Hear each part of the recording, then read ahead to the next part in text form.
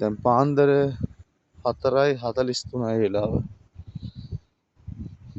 අද දවසට 5 පාරක් ගියා කරන්ට් එක. පැටලිල්ල එක අනිවාර්යයෙන් වැඩ කරනවා. මම දැන් යනවා පැටලිල්ල එක ඕන් කරගෙන යනවා.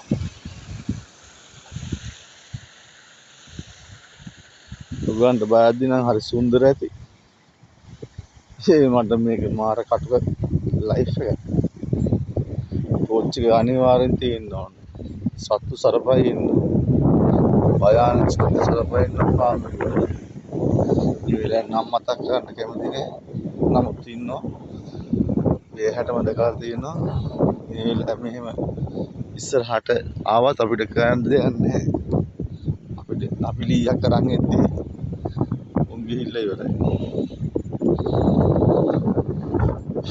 ජීවිතේ හරි රිස්ක් එකක්.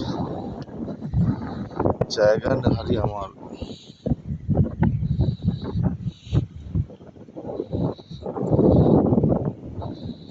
ඉතින් ඔපේ යටින් අපේ වගේ තමයි හැම දෙයක්. මේ ඇවිල්ලා පැඩල් වීල් ස්විච් අනිවාර්යෙන් ෆාම් එකට ඕන. ඔය තමයි